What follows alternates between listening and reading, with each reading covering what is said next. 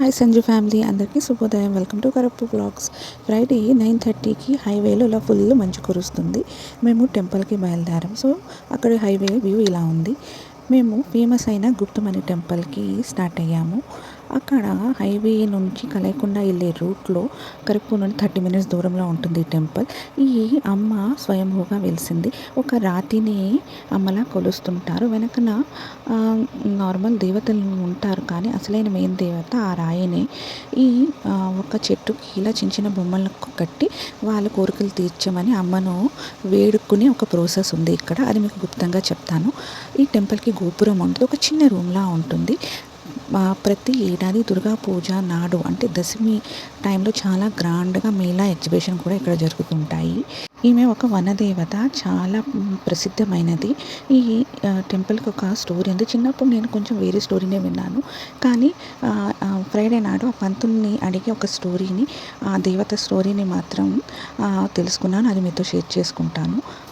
ఇక్కడ మేకలు, కోళ్ళు బలిస్తారు.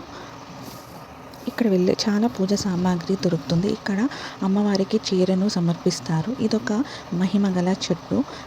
హాతీగూడ అంటూ ఒక చిన్న చిన్న బొమ్మలు దొరుకుతాయి. Each 110 rupees. దానికి ఎల్లో కలర్ దారం కట్టి మనకి ఇస్తారు. మరి అమ్మవారికి మొక్కుకొని ఒక కోరికను కోరుకొని ఈ రెండింటిని ఆ చెట్టుకు కట్టాలి. సో నేను కూడా కట్టాను. అలా కోరుకున్నవన్నీ నెరవేరుతాయి అని చాలా నమ్మకం ఉంది. నెరవేరుతున్నాయి కూడా. అందుకని చాలామంది భక్తులు వస్తుంటారు. ఇక్కడ వాహన పూజలు ప్రత్యేకంగా జరుగుతాయి. ఇంట్లో విశేషమైన ఏమైనా పెళ్ళిళ్ళు ఇలా విశేషమైనవి ఏమైనా జరిగితే ఇక్కడ వచ్చి మొక్కులు నెరవేర్చుకుంటూ ఉంటారు. ఇక్కడ హైవే కాబట్టి అటు ఇటు వెళ్ళే వాహనాలు ఇక్కడికి చిల్లర అంటే కాయిన్స్ ఇలా విసురుతుంటారు. అలా వెళ్ళేటప్పుడు కూడా అక్కడ అమ్మవారిని పూజించుకుని ఆ టెంపుల్ క్రాస్ అయ్యి వెళ్తారు. చాలా శక్తి అయిన దేవత తను.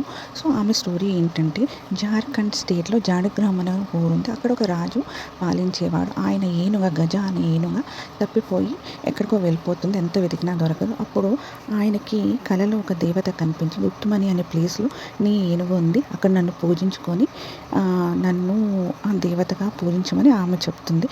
సరే నేను వెళ్తాను అని చెప్పి అక్కడికి వెళ్ళి ఆమెను పూజిస్తారు. కానీ ఆ ఏనుగు అక్కడ బందీ అయిపోయి ఉంటుంది. ఎంత తీసుకురావడానికి ట్రై చేసినా అది అక్కడి నుంచి రాదు.